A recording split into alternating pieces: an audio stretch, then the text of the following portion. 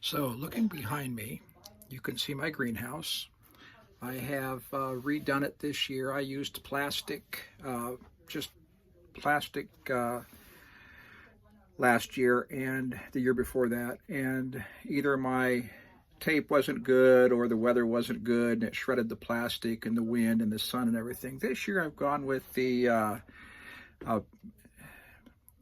greenhouse panels. They're double thickness, just like cardboard.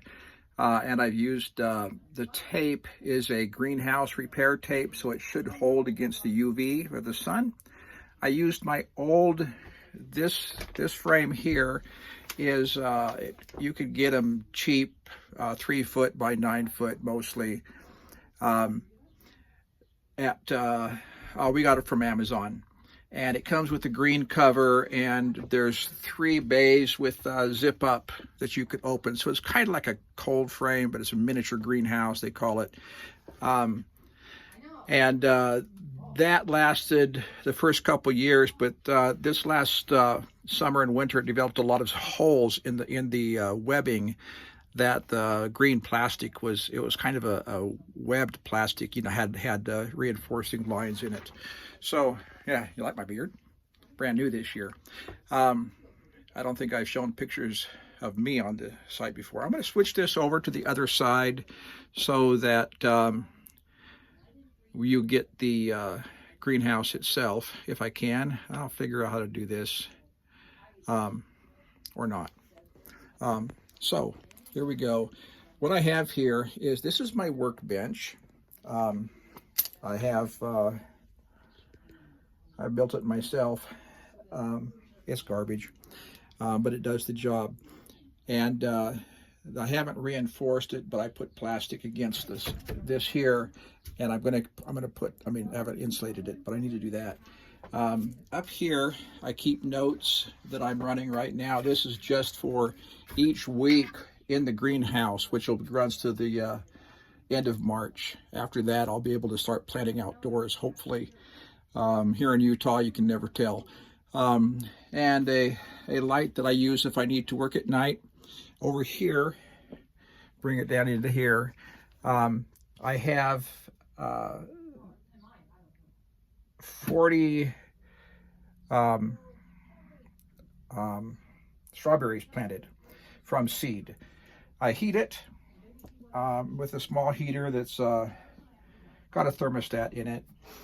The over here is my watering system. I don't have, let's see, get it where I can see it.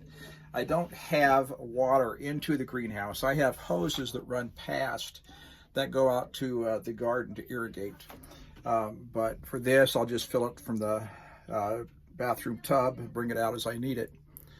And then here in the greenhouse, I've got a working area. This is the actual ground itself from outside. My patio is a sunken patio, and I have just built the greenhouse into it. So I put rubber pavers on the ground for comfort and to keep me up out, because you get rain in and it'll drain the drain holes underneath me here. So I've got a workbook. My wife gets this from Julia Hubler. I don't know her website. My wife would. But we purchased this for use, and I've used it every year since I started growing, which is, oh, sorry, don't want to see my hand, since I started growing back in 21. So here I've got my, trying to see this with the sun glare. I'm sorry about that. I was hoping that I could reverse this, and I'm afraid that I don't know how. I mean, when you first start it, yeah, it's got a way to reverse, but I don't know, changing the direction of the camera. I'll read it after I get done. My wife, we just got this from Michael's Hobby. This is where they do, your wife probably knows all about this, or if you're the wife, you may know all about it. It's Michael's store. They do the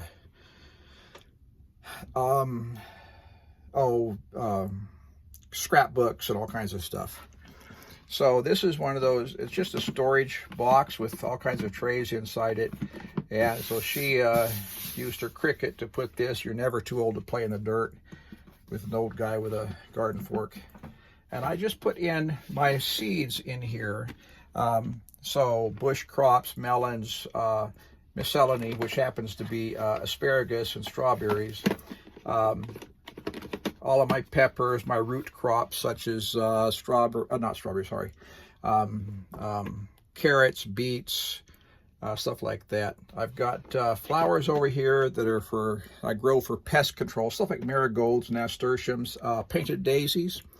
In here I have my herbs, various types, and I have decorative flowers. But this is most of my garden itself here, and then these are things to assist my garden.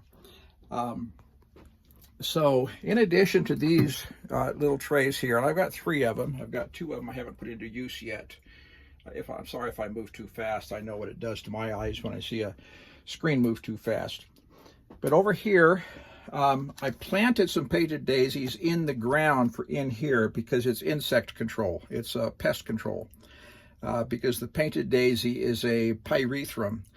When you buy your pyrethrum insecticide, it comes from the painted daisy. And then over here in this tray, I have some starts. I just started these yesterday. This is February 26th that I started these. Today's February 27. So 4 basil, 3 of the painted daisies, marigolds, peppermint, and mint.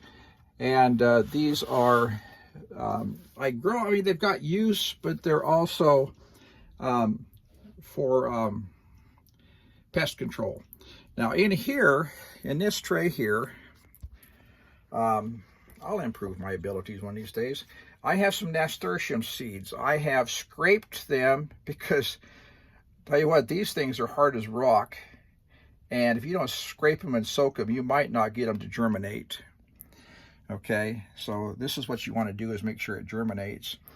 And then these trays I use for keeping these pots. And, you know, the stuff like the mint spreads. And so while I have them in the little peat pots right now, they will go into a plastic pot when they go into the garden. And I'll cut the bottom out of the plastic pot so the roots can get down into the ground more. But it'll keep the plant from spreading except by seeding or however they spread. So hopefully we'll be able to control how the mint spreads in the garden, because mint will go crazy. But it's really good pest control. So I also use neem oil for my pest control. Neem oil works great, kills the aphids dead. Going into here, up in the front, right here it is. I have companion planting. I also have a page. This all comes from the same book. I just keep some of these as permanent and just transfer them year to year. But mint is for ants, cabbage butterfly, flies, mice,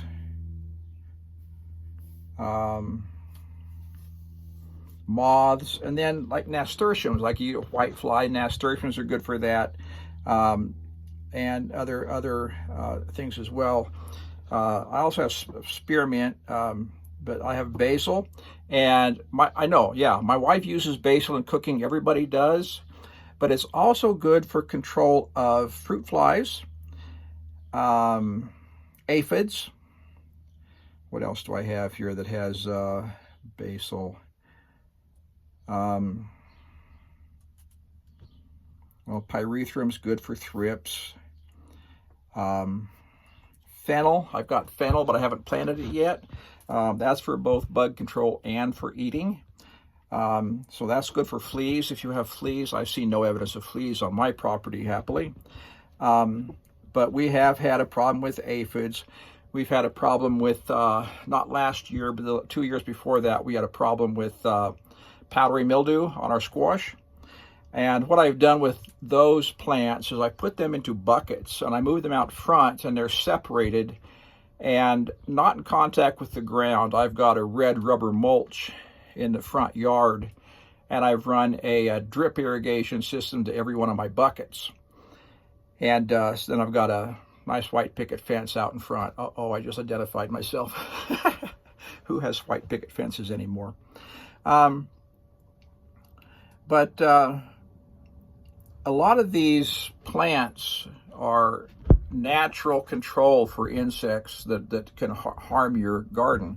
And so I've got the neem oil, which I can use when I have to, but for generally day-to-day control, I have all these various plants that I intermingle in my garden. So my basil will be spread out in various places in the garden. I won't have a basil patch. I think most gardeners will recommend against having an herb garden, and you put your herbs out in amongst the rest of your plants. So I will put mint or basil or some other plant right near my asparagus to keep asparagus bugs off of it. I plant tomatoes sometimes. I alternate location of my tomatoes. But tomatoes can grow right next to asparagus, and they help each other out.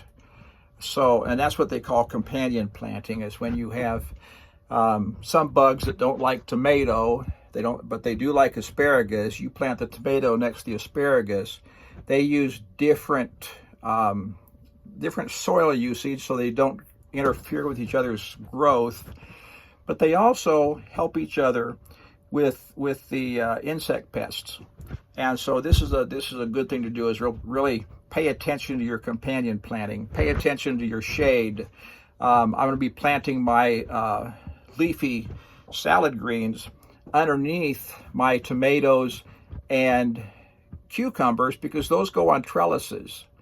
And so that as the trellis goes up, it provides shade, and so I can plant my plants that need more of the shade and less of the sun, because they need it cooler. And it gets hot here in northern Utah. We've seen 100-degree temperatures. 3 years ago, we had, out of the 100 days of summer, we had 42 days where it was over 100 degrees. It hasn't happened that way since then, but that was a hard summer for growing, obviously.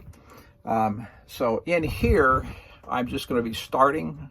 Like I said, I just finished my greenhouse, just got it up. In fact, I still, as you can see on the back, where I've sealed cracks with expanding foam, and I still have to cut that down, I like things that look nice, okay? And here's the other. These, I can't remember where these came from, but they were recommended by one gardener, and they have a tray that, if you look here, you can see there's little pieces of plastic that come up, and those keep the seed tray off the bottom. Now this is hard plastic. This is the cheap stuff you get at the big box stores like Lowe's and Home Depot. So like, this is the good stuff.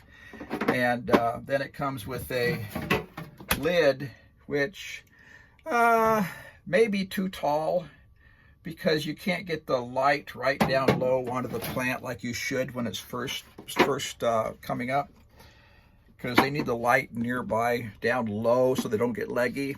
So if the weather's nice, I might take that lid off and just lower the lights, because I've got the lights up underneath here, and I've got heat mats. So I've got 3 of these set up. Like I said, the strawberries are here and going already from yesterday.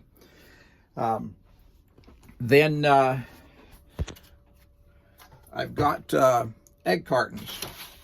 They will disintegrate in the ground, but I saw in one gardener, he uses these, cuts the bottoms out, lays them in the garden, fills them with soil, and he makes sure his carrot seeds are sprouted.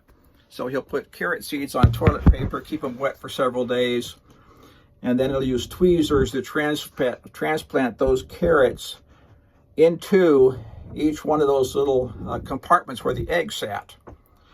And that gives you the way he describes it, perfect spacing for the carrots, plus the weeds can't grow up through there. I mean, the carrots get established before the weeds can.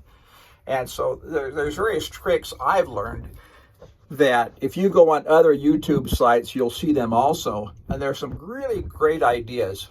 And so as I struggle through trying to get my garden going, this is what I'm doing. Now, I had problems in the past. I'm a disabled veteran. I had head injuries, several head injuries when I was in the service. And so I have problems with motivation, problems with, oh, you name it. Trying to form a sentence. The Veterans Administration has been very good to me. He's got me on some good medication that helps me to pay attention to what I'm doing. And that's really important for me. Last year, I was on a different medication. It wasn't doing the job. I mean, it helped me in a lot of ways, but it didn't give me the motivation to go out and do stuff. This time, this year, I started a couple of months ago, and within a week, I felt great. And it's like, this is good. I can do this now. And so we'll see how this goes this year. You can find my previous, at least one previous greenhouse attempt on my page if you look for it. If your kids are around, let them look at my aquariums. I've got a couple of aquarium shorts with the fish swimming around for them. Most of what I've got is going to be garden. I've got some shooting that I do, air gun stuff, because I compete in air gun when I can. So you'll see that on my site also. And I also talk about a lot of really weird stuff. Same name, Jonathan's Coffee Thoughts. And I've got a blog that's just writing. And you go there, check it out. I've got some gardening stuff on there also, some shooting stuff, and some, it's called, they go squirrel. And so I've got some of those thoughts too. That's a lot of fun, actually. I also have some religious content. I am a conservative, Reformed Christian, and so there are some discussions on the site. There's some political stuff on there too. Yeah, I'm conservative. You'll get there. If you're not there yet, you'll get there. They say that if you're 20 and don't have a heart, if you're 20, you should have a heart, be liberal. If you're 40 and how's that go? If you're 20 and don't have a heart,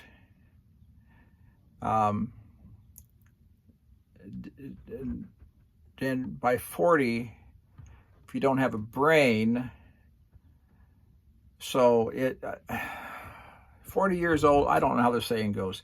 40 years old, by then you should be a conservative because you got a brain. Hopefully you started to think. 10, 20 years old, that's a good time to go out and do the liberal stuff, protest for the things that are right. But being a conservative Christian, I got to caution you about some of those. There's some things that just aren't right. There's truth, period, truth. Truth is, garden grows because God gave it to us, all right? It's our job to